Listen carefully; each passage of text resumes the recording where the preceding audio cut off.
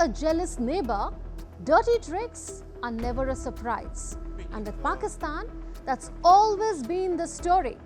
Unable to match India in military or economic power, Pakistan has long relied on one dangerous tactic, that is terrorism. It remains a hub of state-sponsored terror backed by its army and the ISI.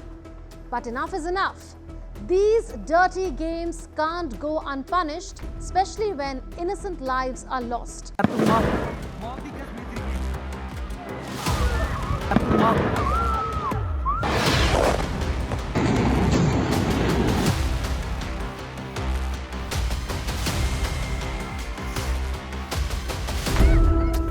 On April 22nd, terrorists opened fire on a group of tourists in Jammu and Kashmir's Pahalgam. 26 people were killed. Pakistan-backed terrorist group, the Resistance Front, in short TRF, claimed responsibility for the attack.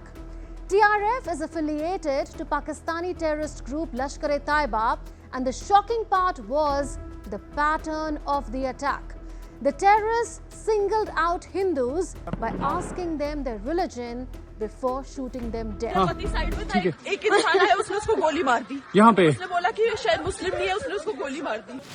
days after the Pahalgam terror attack, India launched Operation Sindoor on May 7 in response.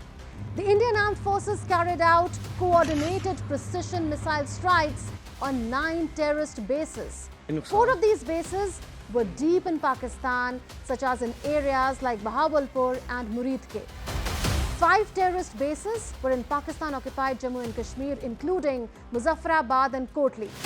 These facilities were key command centers for terrorist groups like Jaish-e-Mohammed and Lashkar-e-Taiba, responsible for attacks like the 2019 Pulwama attack and the 26/11 Mumbai terror attack.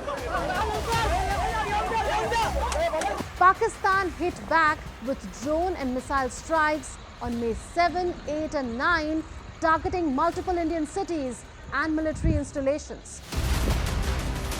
But India's air defense systems neutralized all incoming threats. This exposed flaws in Pakistan's HQ-9 system. India launched kamikaze drones to destroy Pakistani air defenses across the country. India neutralized the air defense system of Lahore. India's counter-military actions on the night of 9th and 10th May also became the first instance of a country damaging Air Force camps of a nuclear country. Within 3 hours, 11 air bases of Pakistan were attacked, including Noor Khan, Rafiki, Murid, Sukur, Sialkot, Pasrur, Chunian, Sargoda, Skardu, Bhulari and Jacobabad. India's BrahMos missile went on a guided trip to Jacobabad, and what a fantastic trip it was. Look at its destination. In the strikes, various ammunition depots and bases like Sargoda and Bhulari that housed F-16s and JF-17 fighter jets were hit. 20% of Pakistan's Air Force infrastructure was destroyed in a single night. Operation Sindoor has not only avenged Pakistan-sponsored Pahalgam terror attack, it has also highlighted India's military might. India's homegrown Akash missile defense system proved its power by stopping Pakistani drone attacks. With a range of 45 to 70 kilometers, Akash can shoot down drones, missiles and fighter jets with high accuracy. It was widely deployed along the western border and the line of control in Jammu and Kashmir.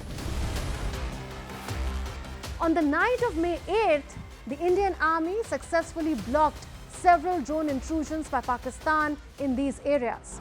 Meanwhile, Prime Minister Narendra Modi called out the weakness of the Pakistani army, saying it's no match for India's forces. Pakistan ने हमारे स्कूलों, कॉलेजों को, गुरुद्वारों को, मंदिरों को, सामान्य नागरिकों के घरों को निशाना बनाया। पाकिस्तान ने हमारे सैन्य ठिकानों को निशाना बनाया। लेकिन इसमें भी पाकिस्तान खुद बेनकाब हो गया। दुनिया ने देखा कि कैसे पाकिस्तान के ड्रोन्स, पाकिस्तान की मिसाइलें भारत के सामने तिनके की तरह बिखर गई। भारत के सशक्त एयर डिफेंस सिस्टम ने उन्हें आसमान में ही नष्ट कर दिया। Pakistan used weapons made in Turkey and China during the conflict. This included Chinese origin PL-15 missiles, which were intercepted by India's air defense systems. Pakistan also launched Turkish drones, but India's D4 anti-drone system took them down.